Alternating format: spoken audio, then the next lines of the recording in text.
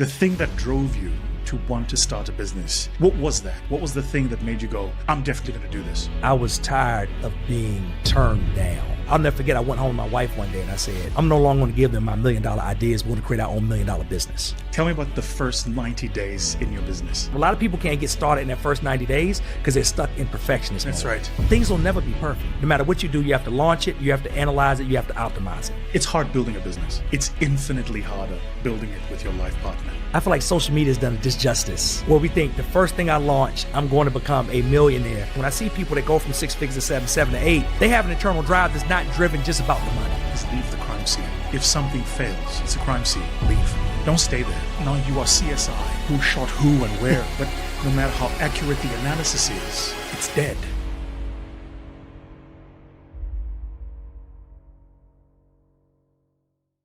Hello, family. You joined me from beautiful, rainy Virginia. I'm on tour here in the US, and it's been an incredible time so far.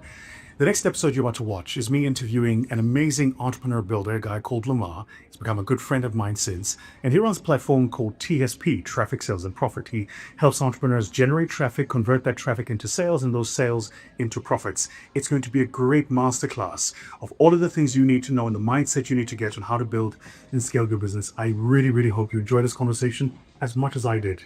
I'll see you soon. Cheers.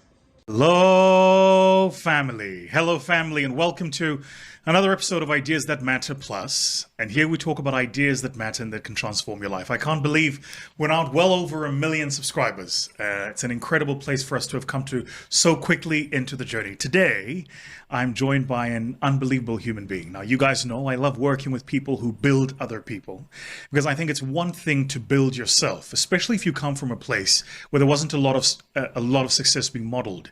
For you to build you is hard work, but for you to cognize what it takes to build and then build others, that's life-changing stuff. And so it gives me great pleasure to introduce Lama Tyler. We're met here in Atlanta. He's hosting an incredible conference at which I'm speaking. And so I thought, why not take the opportunity to have Lamar on the pod? Hey, Lamar. Hey, thank you for doing this, having me on. I'm excited. So, it's always difficult introducing somebody like you because there's so many like slashes to the things you've done, Correct. The various number of businesses that you've been in, the unbelievable, incredible journey that you've been on. And I'd like to start here with your permission. Sure. Tell me about who Lamar was at 8 years old. Who Lamar was at 8 years old. At 8 years old, Lamar was the youngest of 3 sons. Wow. Growing up with a single mom. Wow. In the Washington, D.C. area. Probably around that time, I was first getting the inclinations that I was dreaming about entrepreneurship. Right. Probably like the seeds, like the initial right. seeds. Now, I didn't know what that meant. I didn't know what that would look like. I didn't know what it would be because I didn't grow up in a family of entrepreneurs. Right. So sometimes people say, well, you're doing all this, you must have grown up and seen. I didn't, right. Which to me made the journey longer than it should have been to get to initial success. But those seeds were always there, though. Tell me about mom. Yeah, my mother was a great woman. Like I said, raised 3, not just 3 children, 3 sons, which is different. I want to be clear. I want to be clear about that. Not 3 children, 3 sons, that's which I was the youngest of which. And, I don't know if my brothers see this or not, but I can tell you I was the best child. But I was the best child, but I also was the youngest child. So she really wanted to make sure I was better than them. You know what I mean? Which things turned out. It turned out correctly. That did actually happen. Tell the truth. Were you the favorite?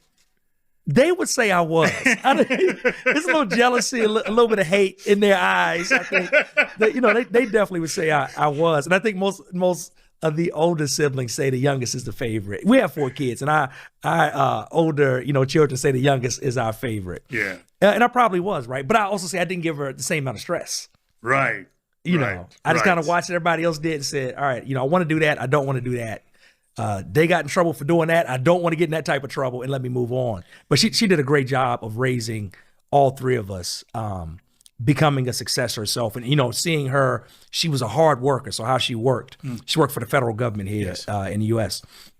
So seeing how she worked, how she went to work to provide for myself and my brothers every day, to see how, she not just worked, but she grew in her career. She went back to college, got her degree when she was, in around like 40 years old or so. Wow. So I saw her doing all those things while raising 3, boys that were full of energy, full of spirit and all these different things, but still becoming a success.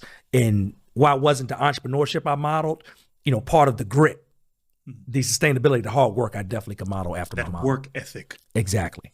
I love that. Exactly. How do you, in your journey, get to a point where you go, I think I want to be the guy that does something from nothing?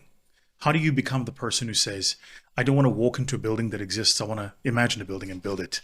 I don't want to walk into a business that's there. I want to imagine a business and build it.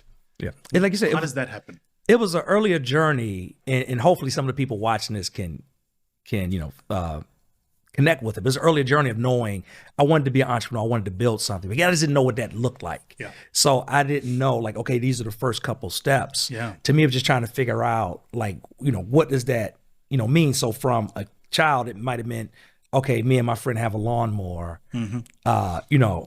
I work hard, he works hard, he can draw well, so I can get the printer paper.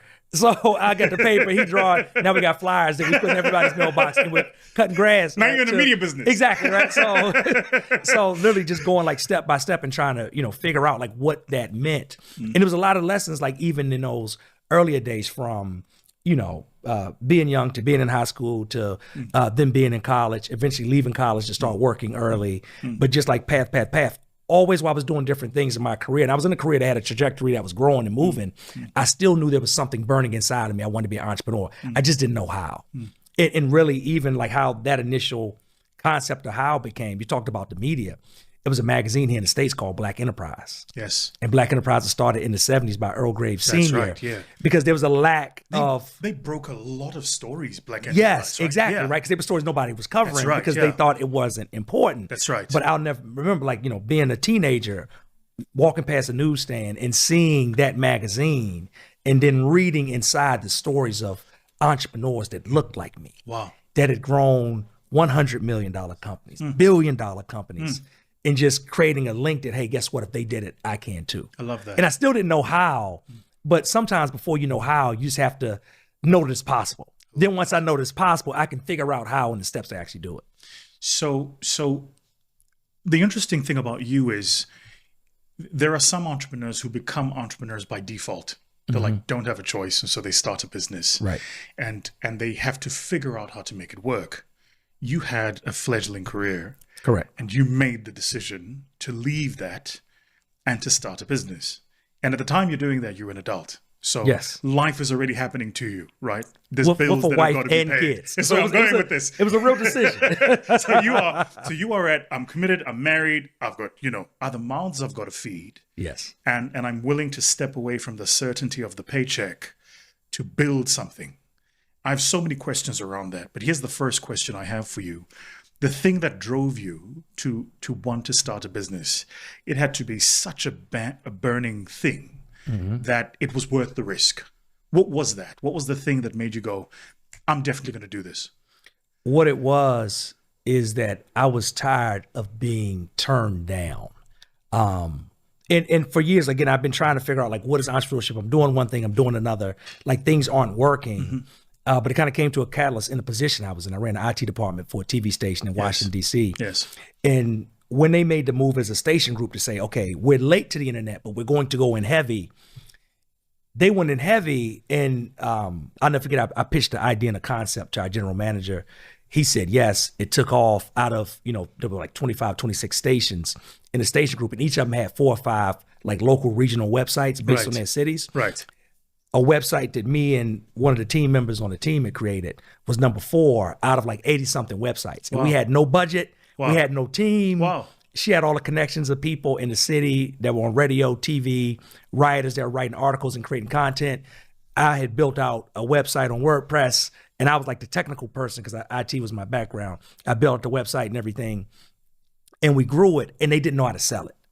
They didn't know what to do with it. They didn't know like how to fit this new thing that we had, even though it had the views, even though it had the traffic. They didn't know the revenue model or monetization. They didn't know. Wow. It was funny. I think about one of the great examples is that we would have small businesses inside the area that would call, frequently and say, hey, I want to advertise on that website. Whoa. And they would say, well, as a, station group, we cannot accept advertisements that are underneath like a X amount, might be like a $10,000 spend or something like that. And we're telling them like, okay, well, we have 10 people that want to spend $5,000. Why don't we just take that money, get it on reoccurring, and let them spend $5,000 every month? It's a good business. But they couldn't do it. I think part of it was not that they couldn't, is that they didn't want to. I hear you. And as I was pitching ideas, because I've been an idea guy. I was pitching ideas in our meetings with the general manager and leadership team, because I ran a department. Every morning about what we could do. They had a scarcity mindset and a poverty mindset, I call it. Man. And what that looked like, I would say, hey, we can do this, and this. We can get these musicians from the city to come in. We can do this at lunchtime, because everyone in Washington, D.C. knows federal employees don't work during lunchtime. During lunchtime. I add that little part in case you're watching. During lunchtime. I paused on purpose. During lunchtime. So exactly. So we said, hey, we'll create this content for them so they can watch it, they can stream it. And I would get answers like, well, we don't have enough team to do that. Wow. And I say, well, like the newsroom is full of, producers, it's full of talent, it's full of, photographers that can run out and shoot video. And we don't even need all of that. Give me like one person, like the 2 or 3 of us on this team, and we can make it happen. They would say, we don't have the money to bring in talent. I said, we are the leading TV station in Washington, D.C. That's crazy. If we give people the visibility, they will come. They don't need the money to come. It's just like every excuse not to do the thing when I knew the thing could be successful and I'd already proven success. Wow. I have so many questions there, but here's the one that's at the top of my mind. So there's something about navigating an environment where you have vision to see what can happen, but you don't have the authority to make that thing manifest. Correct. Right. So you've got to lean on your powers of persuasion, etc. And when that doesn't work, how do you not just become despondent and go, you know what, I'll just be, because there's somebody watching this who's in that place and who's going, let me just do my job. Right. Yes. Let me just do, this is what they pay me to do. This is what's on the job description. Let me just do that. How do you still keep the fire and the enthusiasm and the foresight for what you think is possible? Well, it was easy on the one side to keep doing my job because I had a wife and four kids. So I tell when people are like 22, 23 and they don't have like responsibilities. That's the best time. Yeah, that's what I tell them. I said, this is the time to take every risk, to do all the things when all you have depending on you is you. Yes, sir. But, what I did is, I'll never forget, I went home to my wife one day and I said, I'm no longer going to give them my $1 million ideas. We're going to create our own $1 million business. Wow. And that was when we started thinking like, what can we do? What can we create? What can we mold? But at the same time, Vusi, on the other end, I didn't stop showing up at work. Yes, sir. I tell people all the time that A players are A players. Meaning that, hey, if you think you're going to be an A player in your business, most people I know the A players in the business were A players when they worked in corporate, they worked jobs before. You can't go from being a C player working in corporate to being an A player in your own business. The laws of life don't work like that. I'm getting goosebumps. I'm going to copy that and I'm not paying license. Good. Let's end this now. A players are A players regardless of the context. Definitely so. So whether or not Michael Jordan is playing for the Bulls or he's playing baseball, he's an A player. Exactly. And he's going to show up the same. Exactly. That's so good. And too many times I see people that have the mindset and they think that, okay, because I'm working for someone else, I can I'm not giving them my all. But if I had the opportunity to do it on myself, I would. That's so good. You can't flip the switch like that. And the people I found that are highly successful at whatever they do. Love that. So you leave, you start the business. I start the business, yeah. And tell me about, this is my favorite question to ask entrepreneurs. Tell me about the first 90 days in your business. The first 90 days in the business, my wife and I, we said, what's something that we can do we're passionate about? We said, let's create, this is 2007. We said, let's create a blog. Back then, it's not now. Like we had heard that maybe somebody had made money one day somehow. We're on not a blog. Sure. Yeah, so it was like this is the world pre-WordPress. This is very early days. Yeah, we started on MySpace. Like that's, like Facebook was not there. Yes. Started where? MySpace, yeah, I'm older than I look out here, right? Don't repeat that. So this is pre-Facebook, but we said, what's something we're passionate about? And we said relationships. We said, what's something that people will talk about? Because even though we could create the content, I can write, but I'm not like, writers, I say, like, writers write even if no one's reading. It's a true story. If I'm writing, someone has to be reading this stuff, else I'm going to stop writing. Yes, sir. So we said what's something that people are passionate about, they want to talk about. We said relationships. Then we drilled down and niche down relationships in the African-American community, how we viewed marriage, and how others outside of our community viewed our marriages. So we started a website in the first 90 days, looked like me telling my wife, Ronnie, I don't know what's going to happen with this, but let's create it as if it's going to become a real business. So that when it does, and if it does become a real business, we don't have to backtrack and set the foundation and do everything different. So when we got the domain, we got the real domain, we got the hosting, we got the real, web hosting for it. Like everything that we did, we acted as if one day it would take off so that everything was already in position, even though we didn't know whether it would work or not. And what it looked like in the beginning was, me and her just writing, maybe 1 or 2 articles a week. And then as, traction grew and more people came, that went from, 2 articles a week to 3 articles a week to 5. And then what I love is that it built community. And I love community. As we built community, people started to come in and then they started to ask us, can I write an article for you? And literally like that first 90 days just looked at us like trying to get the foundation down. And what I tell people all the time, a lot of people can't get started in that first 90 days because they're stuck in perfectionist mode. That's right. And I tell like if you put them against perfectionists, I can be the perfectionist any day of the week. Yes, sir. Because things will never be perfect. Yes, sir. And what I've learned, I call it LAO. No matter what you do, you have to launch it, you have to analyze it, you have to optimize it. And Launch, analyze, optimize. I like that. And it doesn't matter who you are and what size and what scale. So what happens is in that first 90 days, while I have the site out, I have an ugly logo, I have an ugly website. I don't even like to show it to people anymore. But the stuff is hard to look at now, but I got it to market. I launched it. Then I was able to analyze it and say, okay, are people reading this? Are they engaging with this content? What are the articles that they leave comments on? What's the ones that they scroll right by? And then I can optimize it and go make more content like that. I can optimize it. And, we ended up making 3-4 variations of the website, 3-4 variations of the logo. And meanwhile, while I'm doing all of that, there's somebody that's still stuck on trying to get the perfect logo, trying to get the first perfect article. And that perfectionism never happens. And it hinders too many entrepreneurs from really growing to the stage that they should. I wonder, do you think people are perfectionists, or do you think they just use that as a clutch to just go, I need it to be perfect, so until it's perfect, I'm not going to pull the trigger, knowing full well that perfectionism as a state just doesn't exist? What do you think? That's good. Probably what it boils down to, I never thought about it like that. Probably what it boiled down to is fear. That's it. Because behind that perfectionism, a lot of time is fear of rejection. And judgment. Yes. Of what happens if I put it out there and nobody reads it? What happens if I create the product and nobody buys it? You said something which is so profound. You said, if I were to look back at that, it would be embarrassing. Yes. As you said it, I vividly pictured logos of my own companies and went, yeah, I can't believe we had a lion on fire. And none of the animal rights people came after you for that. I was so simple. I was like, what are you doing? But the point is, you were honest with where you were. Yes. And you showed up with the phase you were at and the best you were at that phase. I just want to, you need to help me with the mindset of this. So your first iteration, you're at this business, you're going.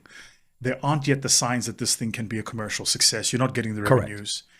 But you've got this article that you're writing, and you're going from one paragraph to the next paragraph. Because this is literally where entrepreneurs get stuck. I've got to write this article, but the dream is to build this media business. And often can't connect the article and one paragraph to the next paragraph with this media empire they're trying to build. How did you disconnect from the stress of building this really big thing to just focus on the detail of writing this article in this moment?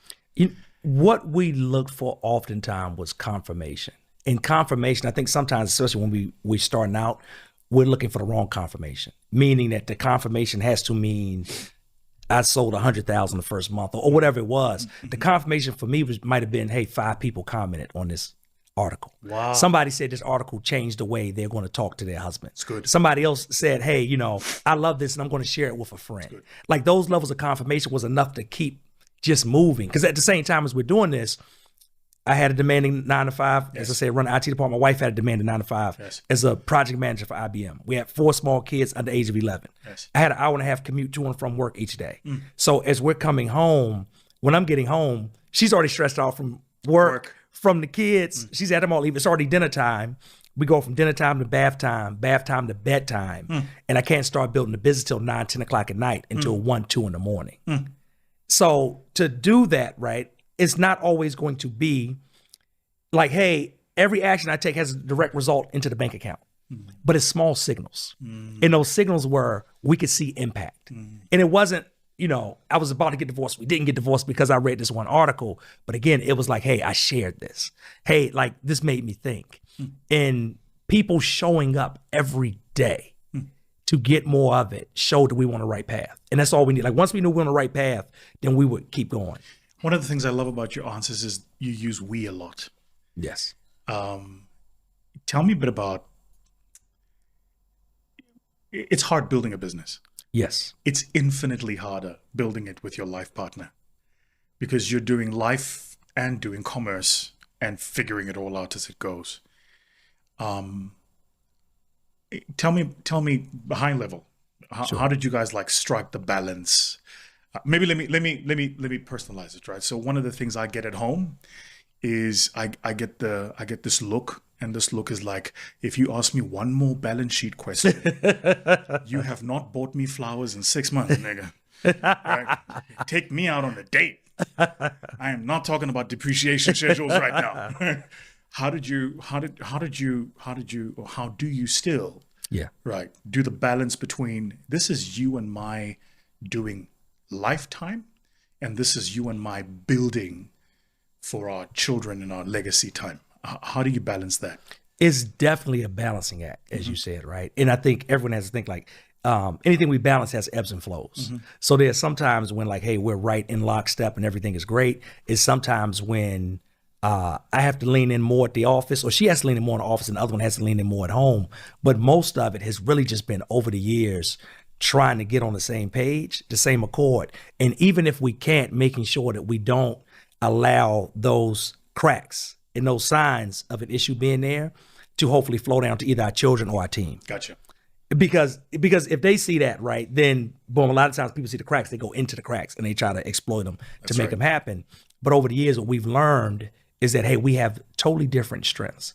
Because one of the things you talked about, you said, hey, building a business with your spouse is exponentially, more difficult or hard or something to that degree. But if you can get it right, it makes your life exponentially better and easier. No, what I would say, it's not addition, it's like exponential growth, right? Yeah. Because what that looks like, the same things that you need to be successful in a marriage or relationship, same thing you need to be successful with a business partner. Yes, sir. We need to be able to communicate. Yes. We need to be able to have the same goals and the same mission, moving in the same direction. I have to be able to trust you. Like all the same things you need in a relationship. But the difference, I tell people all the time, is that me and you could say, hey, we want to do something together. Let's become business partners right now. But the one wild card is life. And I could say, hey, my youngest child is about to graduate high school. We're about to be empty nesters. In the next 5 years, my goals for life could totally change, which impact our business together. Good. Right? That's good. You could have a totally different approach. That's good. But hopefully with, romantic relationship, like our personal goals are moving in the same direction too. So our business like wraps around that. I got that. Now, again, like it makes it tough because there are stressors that happen in the business that definitely like cascade down and affect, our personal lives as well. When things get tough in the business, that makes it tougher in our personal lives and relationships. But the thing we always try to remember is that we're on the same team. That's so good. Have you ever failed? Oh, yes. All the time. I tell people all the time, I win more than most because I fail more than most.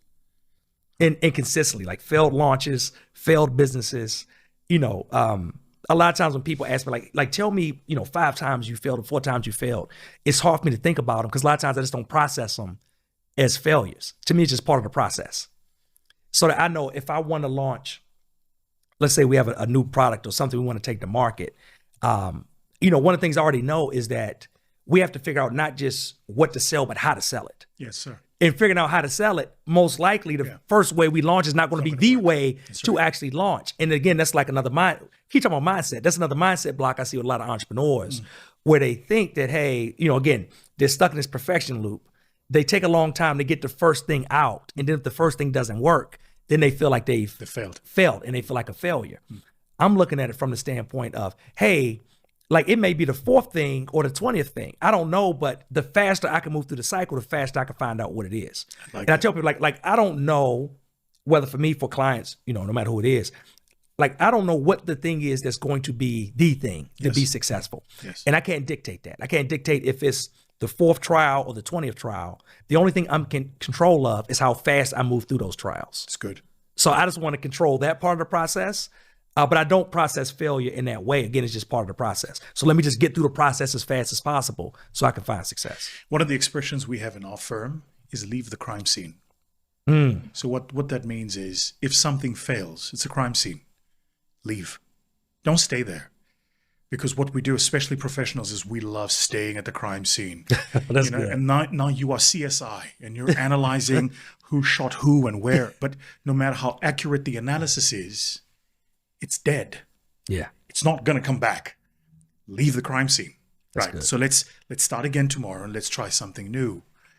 You are high energy. We had our call online and our call was recorded, and immediately my head of marketing and research were looking at our call, preparing for my session for tomorrow. And they're like, wow, he's got a lot of energy. I said yeah, I felt that too. And then I meet you and I'm like, wow, a lot of energy. Do you ever get overwhelmed? Do you ever get despondent? Do you ever just like shut down and just, I have nothing to give anymore? Does that ever happen to you? I definitely get overwhelmed because what we do, the thing I try to make sure people know is that entrepreneurship is not easy. Yes, sir. I feel like social media has done a disjustice. That's why I love your content so much. Preach it. Because it's very realistic. Social media has done a disjustice where we think the first thing I launch, I'm going to become a millionaire. Not even, if people really knew the numbers of how few people actually make these millions and grow 7-figure businesses, things like this. It's not what we see on Instagram, TikTok, YouTube, etc. Amen. So it definitely gets overwhelming in growing a business, running a business, building teams, right? All the parts and pieces that go into trying to get from, zero to wherever you're trying to go to.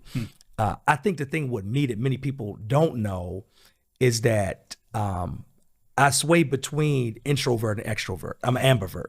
So Lamar, in these conversations, Lamar on stage is big. The people that meet me on stage are so disappointed in real life. They're like, make me laugh, tell me a joke, like I want to hang out. And I'm just kind of like, yeah. They're like, Lamar, what do you think about this idea? I'm like, it could work. And then the people that know me as Lamar and not the speaker, when they come to an event, they're like, who is this? Yeah, who is this dude? Like I didn't, because I'm the same guy that when I'm not at my event, I can sit in the room and not say a word and get everything I need without having to let you know that I'm there. I love it. So I definitely have more quiet times than times when I'm on. So in those times, most time, I'm going inside a lot and making sure I get filled up. And then also having a network, and again, using the word community, having a network community of people that I can lean on that are going this same path that I'm going, like the importance of that know what it's like to build what we're building. There's know what it's like to have people depending on you, not just your family now, but other families as you grow. That's right, yeah. So that, there are times when you need somebody to just talk to. And this is where that part of being in business with my partner, like impacts it. Because she's living it as well. When I need somebody to talk to, she's like, I don't want to talk about that. Like we've been talking about that all day at work. She's going through it at the same time. So I have to have a community of outside people that I can connect to, talk to, and then sometimes just get things off my chest so I can process it. They can help me process it so I can get back in the game. Without question, you are for sure top 1% of people operating in the space of helping entrepreneurs build value. And I wonder, from your vantage, what do you see as the biggest limitation mentally that people have in terms of building and actually scaling their businesses? Not thinking big enough. Is it really that? But tell me more. Yeah, I think it's not thinking big enough because most of the entrepreneurs I talk to here in the US, for example, when I ask them, what do you want to build? How do you want to build? One of the first things they say is, I want to build a 6-figure business, right? I want to get to $100,000. And what they don't even realize is that $100,000 in your business is not like $100,000 on your job. That's right. So what I'm telling you is like go deeper there. We're starting off with the wrong mindset already about what growth looks like. And I'm telling them that, hey, in order to build a sustainable business that takes a punch, in the US, 9 out of 10, in the black community, 9 out of 10 black entrepreneurs are solopreneurships, meaning that only that person works in the business. So what I'm telling them is that, hey, when you build that solopreneurship, and most of them build because, hey, I don't like working for this person. I want to do my own thing. I want freedom. I want time freedom, financial freedom. But you've just left the job and created a new job. But the problem with the new job, Vusi, is that the old job had 2 weeks of vacation, but now I'm an entrepreneur on my own. No vacation. I don't have no vacation. No support. I didn't like working 50 hours on the old job, but in the new job by myself, 80 now. I'm working 80 hours, right? Sure. The old job, I had benefits, I had healthcare, I had different things. The new job, I may not have any of this. So a lot of times we don't know because we don't really know the numbers and what that looks like. We know these things and words and terms that we've heard.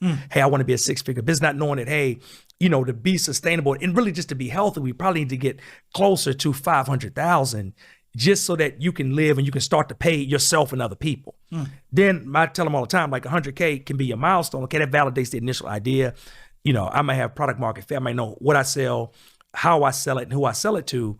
But we need to get it bigger so that you can take a punch.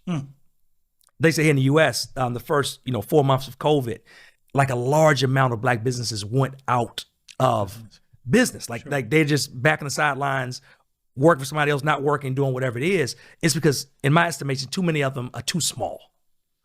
And when you run a $100,000, $200,000 business and you take a punch, you don't get back up. You get punched out of the game. If I have $1 million business, I can get punched and fall down to 500,000. If I have a $10 million business, I might get punched and go down to 5 million. And it's going to be some things I have to change and shift, but I'm still in the game. So we have to build just big enough to stay in the game. So when I talk about the fact, like number one, I don't think most people think big enough. Since they're thinking in the framework of success as a six-figure business, they create the frameworks of a six-figure business, which means they'll always be trapped in a six-figure business. Because a lot of them, as I talk to them, we're looking at, okay, you have this business set up, but, and I'll say, what's your goal for this year? And they may say, okay, my goal is to go from 100,000 to 250,000. I said, what if instead of 250,000, we said, let's go to 2.5 million? Or instead of that, what if we went to 25 million? What would have to change? And then one of the first things they say, Vusi, is, well, if I did that, I would have to get someone else to do what I do. That's right. Bingo. like now we're starting to think bigger. What else would have to happen? Well, I'd have to spend money on marketing. Well, I'd have to, get these operational pieces in. I might have to look for different types of client and different markets that I can move into. But if we're thinking too small, our brain never even opens up to think about the things that lead to large business growth. We think like a small business, so we have a small business until we're out of business. Man, I have been absolutely mutilated on Twitter for saying exactly what you just said. So I'm glad you said it. I can come after you now. And the reason I'm saying that is because it seems, in particular amongst our people, it's like a disease that just won't go away. It's like we can't treat this cancer, right? This idea that small is all we're capable of. Yes. Right. And in fact, if you're one of us and you aspire for anything larger than small, we have words that describe you, and they're not words of flattery, right? We start talking about how big you think you are and how much better you think you are, and et cetera, et cetera. But when we observe it in other communities, we don't have the same reaction. We're like, oh, of course, that makes sense. They scale their business 10x in 5 years. Makes perfect sense.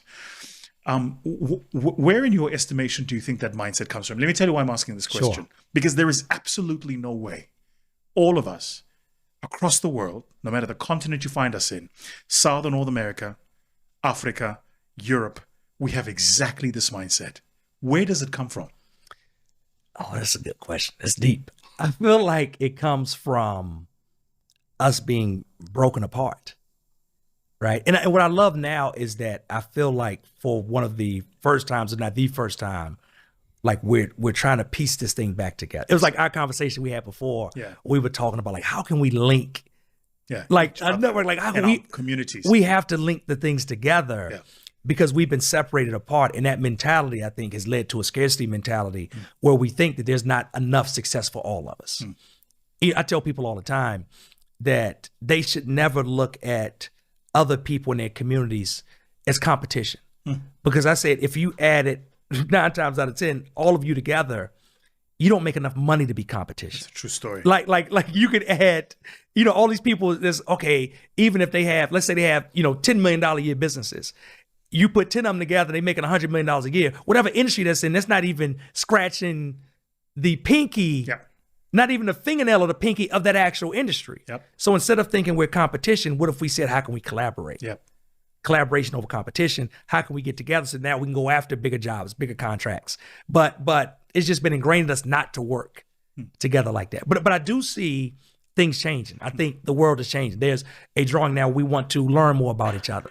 There's a drawing now where influence from Nigeria is permeating all across the world. Influence from South Africa is permeating all across the world, right? U.S. culture is all across the world. London, so now we have this new interest. Now there's an interest here where we want to travel to all these places where before we never could have imagined travel, not because the destination wasn't a great destination, but because what we were told about the destination. Yep. It's good. And I think that's starting to change. It's good. Hey, family.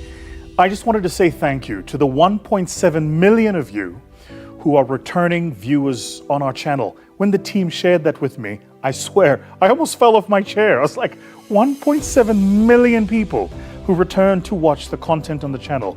That's just unbelievable. I'm so humbled that you find the content we share valuable. And I promise we're going to do the best we can to keep bringing you content of value. I do have an ask though. 66.4% of you that watch the channel have yet to subscribe. You know what would really, really, really help me? I've got a running bet with the team, and we want to see if we can get that to below 60%. I need a favor. I need you to scroll down the video.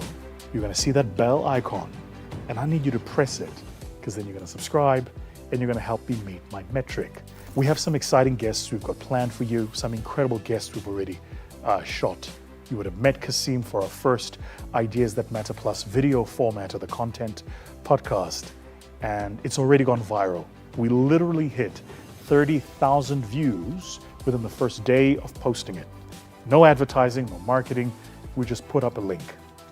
And I said to the team, I think we're onto something here. One of the things I'm very passionate about is making sure we leave the world better than we found it, and that we leave our community better than we found them. So, hit the subscribe button, and I look forward to sharing more content with you, more insights, more motivation, and just generally helping the world become a better place using this medium. All right, family, we'll talk soon. Cheers. So, you're talking to me, and I'm an entrepreneur, and I'm stuck at that six figure. I'm the 100,000, and I aspire for the million and the 10 million. What are the changes I would need to make for me to be able to move from where I'm at to where I'm aspiring to go? Sure. I tell most people in that like six figures trying to get to seven, what I feel like it boils down to are a few things. Number one is traffic. Like, do you have enough people, right? Lead generation. So if I have a storefront, that could be like literally people coming into doors every day. If I have a website, is enough people landing on the website? Because what I find in that lane is people that are good at selling whatever they have. They have great products and great services. They just don't have enough people to actually see the products and services. And then number one, once they see them, do they have a good mechanism to actually convert those leads into customers? Got you. So that's the big piece. Also around the top of that, once we get closer to 1 million, that's when like a lot of solopreneurs stumble because they have to start building teams. And I can be great at creating a product. I can be great at creating a service. That does not mean I know how to lead, operate people and teams. So good. So now it means like, hey, am I going to take on the burden, right? Which is for some, right? The adventure for others of building that muscle so that I can develop something I haven't had before. I talk to a lot of entrepreneurs that have never led anyone in their corporate careers before. Yeah. So that's a whole new muscle they have to build. I talk to entrepreneurs that have never had a job. So with me, a lot of what I learned around leadership is what I modeled from the leaders that I worked under. So good. What if you never worked under anyone? That's so good. So it literally, has to build another muscle. Back to the mindset conversation.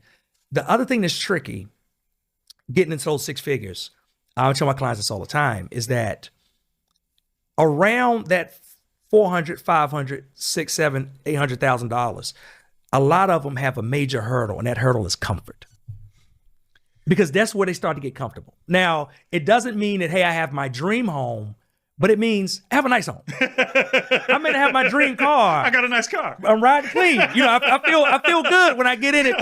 People look at me. Someone may be, snapping a video or taking pictures. It's good. So do you have enough internal fortitude that you say, okay, I'm living comfortable. I may have made more than I made work for somebody else, but I still want to go further. So good. And I think that part is the internal thing. When I see people that go from 6 figures to seven to eight, they have an internal drive that's not driven just about the money. That's so good. It's something deeper that they want. It's something deeper that they want to build. It's like a mission behind it. There's something there because they already, for the most part, again, live how they want to live. They're taking the trips they want to take, but they know they want to just drive bigger. So mindset, attitude. Yes. And at a technical skills level, is there anything that you think, like, if you're at 6 figures, these are the skills you should be investing in getting? Yeah, like I said, one of it is you have to begin building yourself as a leader. Because as you're going, and you have to master it all, but you need to start building that muscle. Yes. Because as you're going, what I've learned, like in that 6-figure lane, it's a lot about, again, sales, conversions. Can I get the people to me? Can I convert them into my product or service? You have to be a good salesperson, right? Because even if you bring other people in later, they need to know what you know. Yeah. So if I'm working alone, right, I have to be able to sell people on the idea, the concept that I have. As I'm starting to get closer to 7 figures and I build people in, then like most of my 7-figure entrepreneurs are great salespeople. But again, now we have to become better leaders. Now they have to become more strategic about how they spend their time and how their team spends time. Now it's less about, I tell people all the time, they can get to 100,000, 500,000 just by hustle. I can just brute force my way there of just doing all the things by myself all day, every day.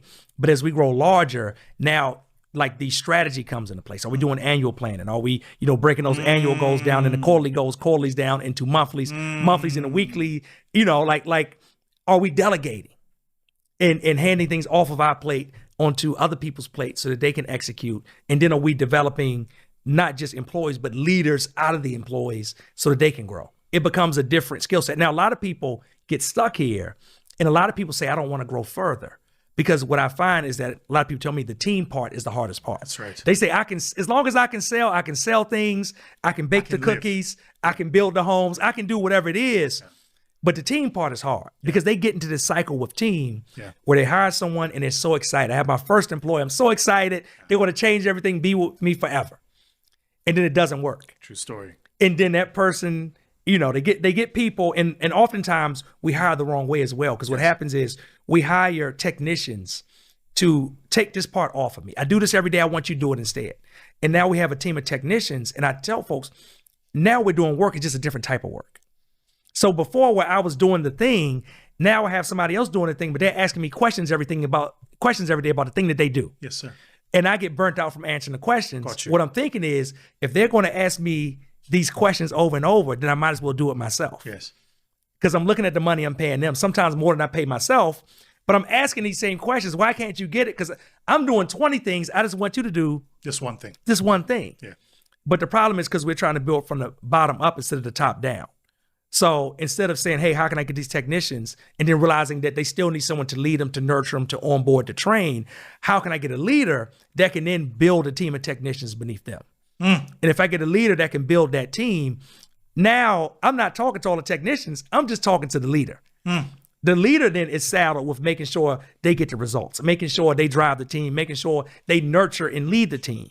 A lot of things I may not have time to do because I'm trying to look at the overall vision and grow the overall business. And the only way the business can afford a leader at that level is if you're willing to accelerate its rate of growth to cover those costs, right? Yes. It's funny. We've been having this conversation about fast cash. Yes. And a lot of times when people think of the words fast cash, they think of it as a negative thing. That's right. It's a scam. It's like, what are you trying to do? Yeah. But, it made me realize we've been talking to a lot of entrepreneurs over the last year, like businesses need fast cash. And we have a goal where we might say, hey, by the end of this year, I want to get to, I'm at 500,000, I want to get to 5 million. But what I've noticed and what I've been telling them is that that's your, 12-month longer goal. But you need a fast cash goal in the middle of that. And oftentimes that fast cash helps you get to the longer cash. That's a true story. And I'll explain. I'll ask them, okay, if you want to get from 500,000 to 5 million, what will that take? Well, I need to increase my ad spend and do more advertising. How much do you need to increase your ad spend? Well, if I had an extra $5,000 a month, that could bring in the sales I need to have my $5 million year. Well, I say, well, okay, before we focus on the 5 million, let's focus on the 5,000. Because then if we can focus on the 5,000, you have what you need to move forward. People say, well, I could, grow to $10 million if I had this leader on the team. How much is it going to cost you for the leader? Or maybe it costs me $8,000 a month. Well, the fast cash number is 8,000 a month. How can we unlock that? And most of us have it in the business. It's just locked up. When I say locked up, what I mean is we haven't pulled the levers, right? A lever, if we pull a lever, it's a small, gear mechanism that's going to have a maximum or major output. I like that. So when I look, there are people that send out proposals, but they don't send them out properly. It's people that do proposals, and it's like 4 levers I like to talk about if I can explain them. Go for it. Right. There are people that send out proposals. That's the first lever. And what they do is oftentimes they send out proposals for things they don't have to send proposals for. About 30% of the people I talk to are speaking with people and saying, I'm going to send a proposal. When people don't need a proposal, all they need is the price. Oh, man. That is so good. So you'll share the other 3. Why would they say, and I know this because I've suffered it, but I'm going to ask the question anyway. Why would you say that? Why would you invent more admin for you to do the thing that the person on the other side of the phone is already wanting to do? Most time it's confidence or lack of confidence in pricing. So I don't have confidence in my pricing. So let's get on the phone. When I get on the phone, when a person gets on the phone in today's age, by the time someone gets on the phone, they've done 90% of their research. That's good. When I walked in the room, you told me what? I feel like I know you. Exactly. Because I've been watching all of you. So if I want someone to fix the door in my home, the same thing. I've looked up all the reviews. I've done everything. When I get on the phone, I want to know one thing. What is the price? But when I get on the phone, I have to talk to you for 30 minutes. I have to answer all these questions. And at the very end, when I finally say, okay, here comes the price, you tell me, well, let me get together a proposal. And then I say, okay, how long is it going to take? You say 2 to 3 days. I know that is a lie. And I will not get that proposal in 2 to 3 days, but I play along. And then 2 to 3 days turns into 2 to 3 weeks. And when I ask the entrepreneurs, why aren't you sending the proposal out? It's a few things happen. Again, they don't have confidence in pricing. So I'm afraid that if I send it out and it's too low, I'm not making the money I should make. I'm afraid if I send it's too high, I'm not going to get the job. So I just don't send it. I procrastinate, put it off, and then when I send it 2 or 3 weeks later, I don't follow up. Love it. When I say why you don't follow up, like what's going on, they say, well, I feel bad because I sent it late. So it's literally a cycle that goes around and around. So we say first, like, do you even need to be doing a call? If not, can we just have a pricing on our website somewhere so the person has the ability to pay? If we do, let's systemize our products and services so that we already know if I'm talking to you and you tell me this is what you need, I have a template, I have spreadsheets. Click. Hey, they need this, it's going to be this many labor hours, and I can give you a price then, or I can do it very quickly within 24 hours, get that to you. And then our follow-up processes should not be manual, they should be automated. Love that. So how can we have systems where emails, text messages, no matter what it is needs to go out, can go out automatically, because a failure to follow up is costing us millions. Love that. So that's the first level. That's the first one. What are the other 3? The second one, and I call them pure, P-U-R-E for people that are watching and remember, right? So the first is proposal. The second is upsells. Right. If I go to McDonald's anywhere in the world and I say, hey, I'd like a Big Mac, the first question they're going to ask me is, would you like fries and a drink with that? That's right. Like, would you like to make it a combo? Yes. They might change the language. That's right. But they're going to ask me those questions. And by asking that one question, McDonald's makes billions of dollars in extra revenue. But what I find is that I'm talking to entrepreneurs and 8 out of 10 people, 9 out of 10 people are not asking that one additional question. Hey, you're buying this, would you like this to go along with it? And a lot of times they think, hey, I don't want to be salesy, but it's not. Sales is serving. Love it. Because oftentimes the other thing that you're offering serves that person at a higher level. And just by asking that one question, we can make more money. The third one is referrals. A lot of service-based businesses I speak to, I say, how do you get new clients? 90% of the hands will go up and they'll say referrals. I'll say, well, do you have a referral system? Hands go down. I'm leaving. Hands go and this is the thing. In food service, they have something called the bliss point. And what the bliss point is, right? Like the food industry created it, and it's like the perfect moment when someone is, drinking a beverage or they're eating a food and at their happiest level. Love it. So here in the States, they got these potato chips called Lay's, right? And I love Lay's plain potato chips. And if I have a Lay's plain chip, it's the right amount of crispiness that when I bite into it, it just snaps, breaks, has the right amount of saltiness. I'm gonna make you hungry. Right I'll make you hungry with this story. The right amount of saltiness, it all comes together. Same thing. I'm a Coca-Cola guy, right? We're in Atlanta. I love Coca-Cola, the home of Atlanta, home of Coca-Cola here. So with a Coca-Cola, it has to be fresh, right? I need like the bubbles and the fizz. More importantly than fresh, it has to be what? Cold. Yes, sir. Right? When I drink it, that's the bliss point. When I have that chip, if I have that Lay's chip and it's salt. I can hear that. Yeah, exactly, right? When I'm eating that Lay's chip, if the chip is salty, but it's soggy, it's not the same. Yes. If the Coke, right, is fresh, but it's warm, it's not the same. So in our business, we have to figure out what is the bliss point? What is the time when that customer is at their happiest level, which for some could be right when they purchase. Depending on what it is, for some, it might not be till 30 days later once they actually use it. So good. And, for a clothing in a boutique, it might be once the person wears it. Mm-hmm. And they get compliments, right? It's different for every business. Mm-hmm. But A, we have to figure out what the bliss point is. Mm-hmm. And then B, beyond the bliss point, then we have to figure out how can I automatically, systematically, every single time, every single customer, meet them at the bliss point and then ask for the referral. So and not good. just ask for a referral, but how can I incentivize you for referring people to me and then incentivize the person that comes in so it's a win for both of you and them. So it keeps that wheel turning. Exactly.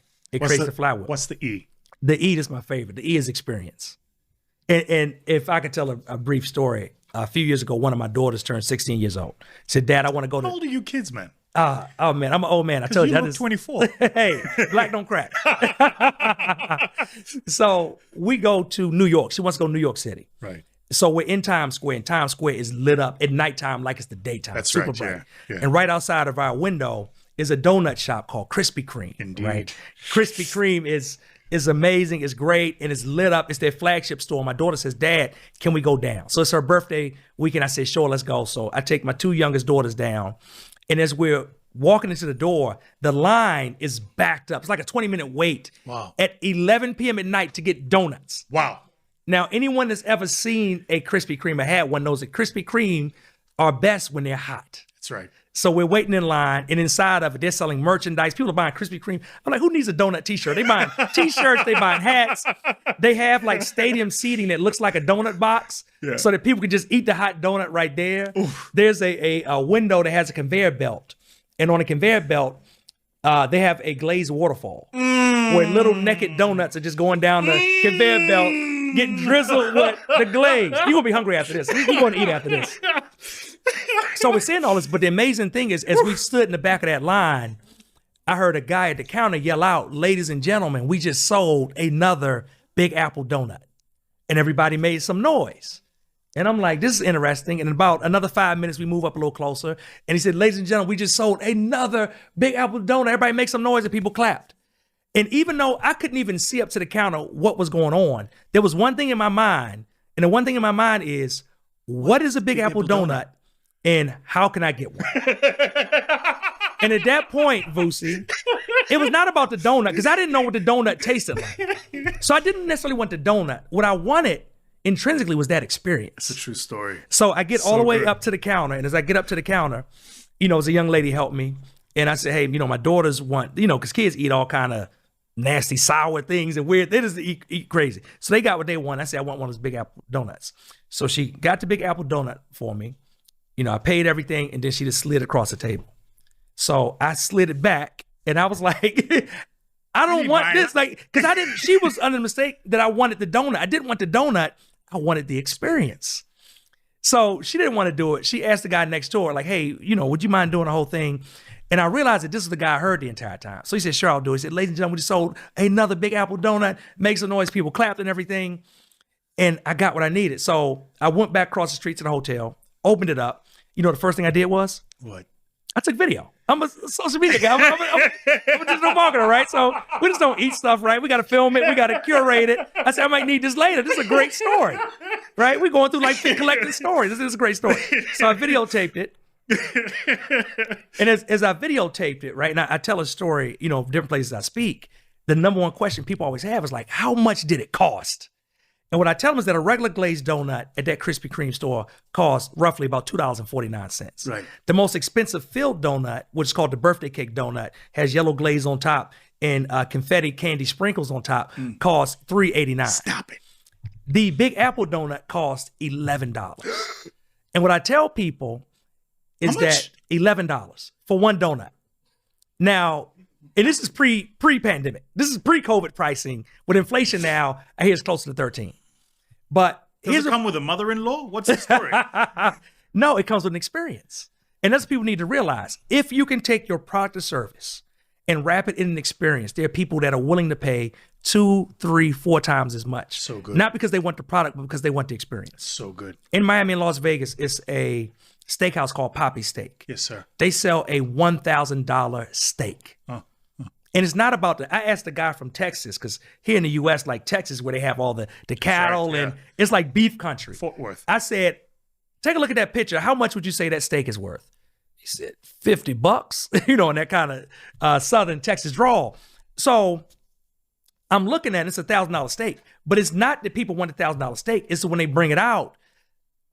We went to the restaurant because I got to see what the experience is. We go to the restaurant. Before they brought it out, I told my wife, Ronnie, I tapped her and said, hey, something just changed in here. And what it was, the atmosphere shifted. And it shifted because the music changed. And until that point, I thought the music was just coming through the speakers. Didn't realize it was a DJ in the corner. And the DJ had changed the music up. And I saw the wait staff was like bunched up back in the corner. And they were coming out with like, which looked like a briefcase. Now this briefcase is what they call a beef case. And when they bring it out to your table, they open it up. It has a huge raw tomahawk steak on it, sitting on like a bed of what looks like, they're not diamonds, they look like diamonds. And everybody is cheering, everybody is chanting. They got the box closed, they open it up, they like, let's go, go, go, go. Then they close it back, open it up again. So it's the whole experience. Again, they sell these steaks for $1,000. The owner posted that when the Super Bowl weekend, right, the Super Bowl's in town, they sold over 200 of those steaks. At $1,000 each. Yes. Now, again, I can guarantee you there's someone here, might be someone in the same city that makes a better steak. For sure. It's not about who has the best steak. It's about who has the best experience. What did the Krispy Kreme donut taste like? That's the second question. I just need to know. People always want to know how much it costs, what it tastes like. It actually didn't taste bad. Now, it wasn't memorable, but it was bright red and shiny. It looked like an apple. It was bright red and shiny. Right. It had like a little leaf on it. It had a apple stem. The apple stem is actually a pretzel stick. Right. So very creative. And it comes in a big, almost like a ring box, but it's like the size of a big donut. So excellent packaging. Now I can tell you that packaging does not cost them extra $9 to create. So I'm sure the profit on it is great. But it didn't taste bad. It didn't taste good. It didn't taste bad. I don't even remember what it tasted like. But it tasted better than I thought.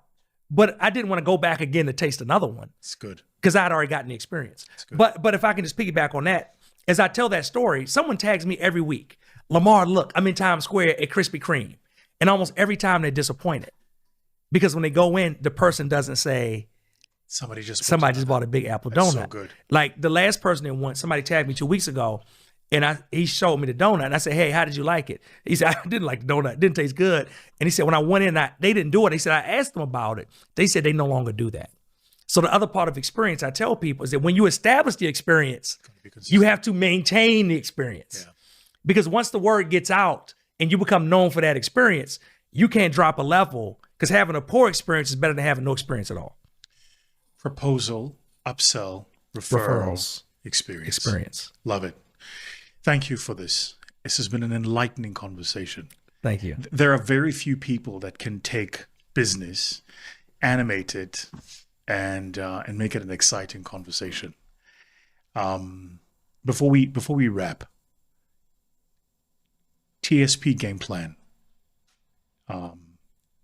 Why did you build a community, and where do you see this community plugging in the next couple of years as you're scaling entrepreneurs and businesses? Great question. We had that original brand around marriage and family, and as we built it, it was very public. So people saw us go from husband and wife in a corner of their bedroom to now we got an office, now we got a team, now we got staff, and they started asking us, "Can you teach me how to build what you built?"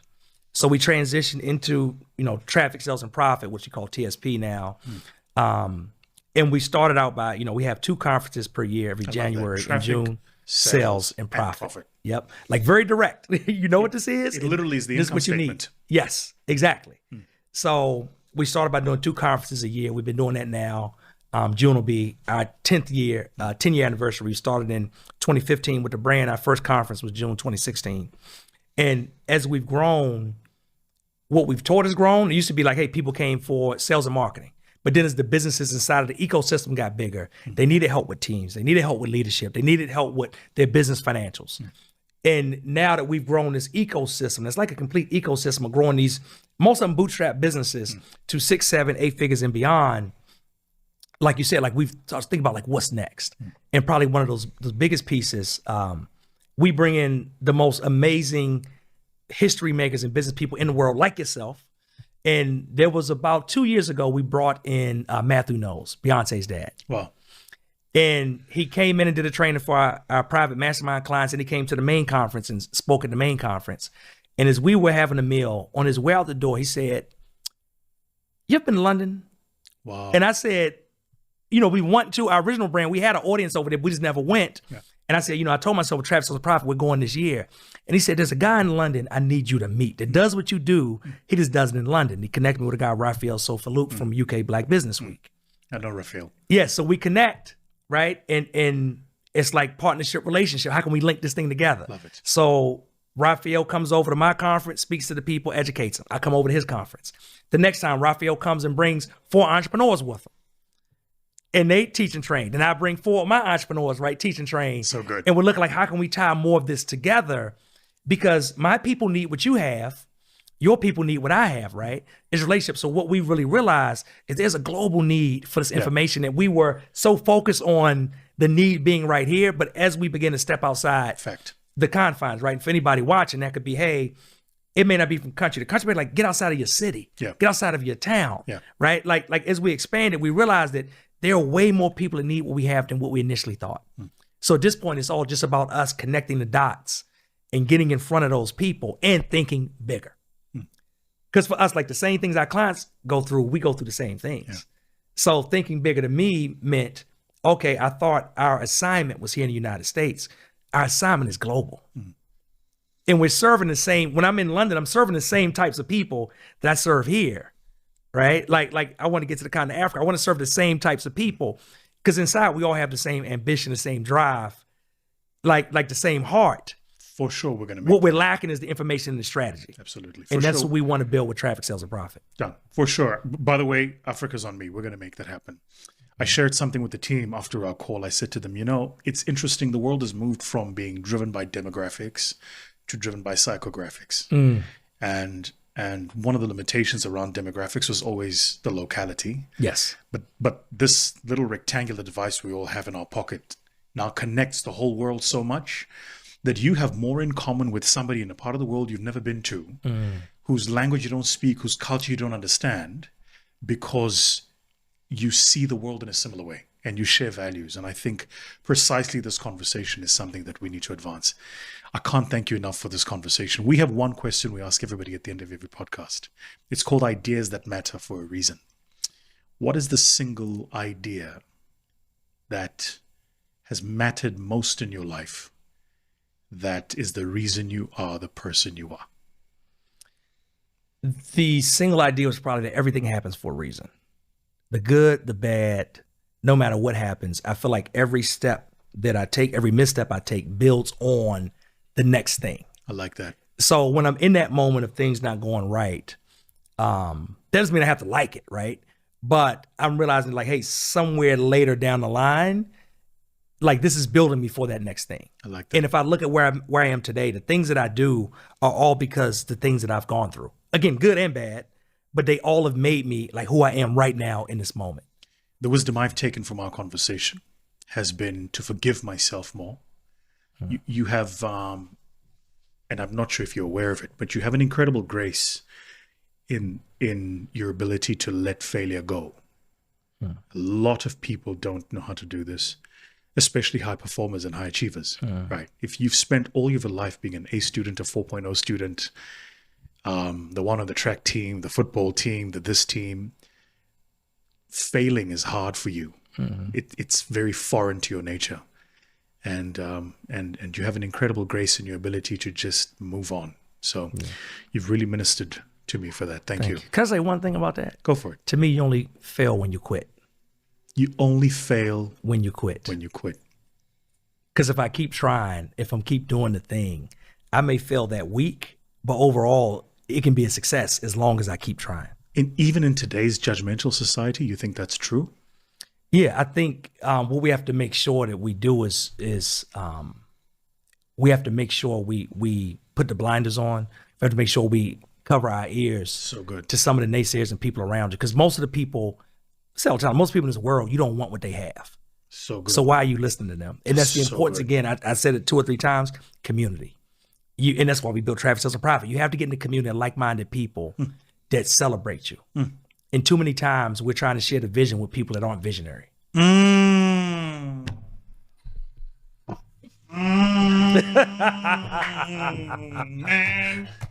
Man. What? Say that in English?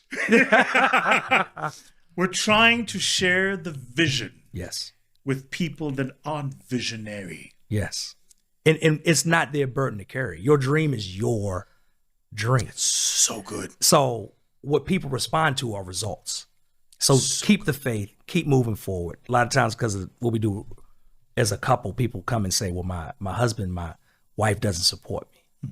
If you're at this conference and they're at home holding down the kids, if you're full-time in business and they have a corporate career, they're supporting you.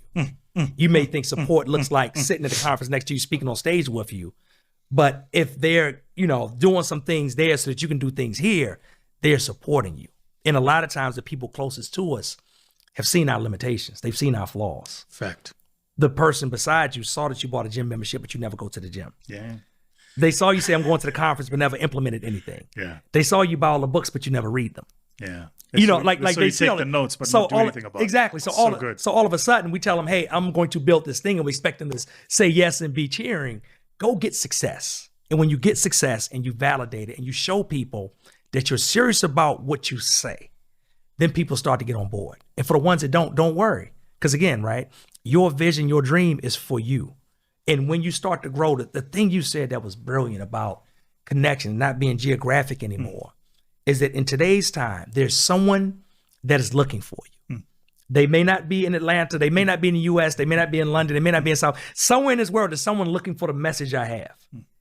And because of the internet, because of our mobile devices, that person can find me if I put the message out. Do you get a lot of resistance? Yes. I think everybody does. Everyone does. And how do you deal with that? I just keep focused on the mission. I think that's important to having a mission, like a goal, like what's the thing that drives you and drives towards you. In our company, our mission right now, we say by the end of this decade, December 31st, 2030, we want to work directly with 500 7-figure companies, 58-figure, 5 9-figure, doing 100 million a year, one with a unicorn, $1 billion valuation. Wow. And we want to have worked and help those companies grow and amass that. Having that mission is what keeps me moving through the hard parts. And I articulate that with the team all the time. When stuff is hard in the business, when we're having to do extra lift, extra work, the events are coming up, I tell them all the time, hey, don't forget, I talk about those numbers, 550, 5 and 1. Like, if we do that, we'll make history. And nobody ever said making history would be easy. And if you want to be easy, this probably is not the place, because we're chasing mission. Like, we want people that are serious about the impact, serious about the purpose, and have that mindset towards that. And when I feel like this isn't worth it, when I feel like, hey, like a million other ways I can make money a lot easier than the work I do and still bring home net the same amount, the mission is what keeps me moving. My mentor said to me, and I'm cognizant that I've gone over our time, but my mentor once said to me, he said, do you know any single author of any hit piece that was directed at any person that's changed the world? And I had a moment's thought, and I said, no. He said, exactly. But every single person that dared to step out of the comfort zone and walk their own path and leave a print in the world had somebody say something or write something that in the moment looked more important than it actually was in the arc of time. Yeah. It just didn't matter. To your point, it's like, leave the number on the scoreboard, right? Yes. What did Jay-Z say? Numbers don't lie, check the scoreboard. Right? Exactly. Thank you for joining us, my friend. I'm looking forward to being on stage tomorrow. Yes. And I can't wait for us to invite you to South Africa. I think you're absolutely you're gonna do very well. People are gonna love you there. Looking forward to it. Thank you. That's my brother, Lamar Tyler. Hope you enjoyed the episode. Leave us with your comment. I'll see you soon, family. Sayonara. Cheers.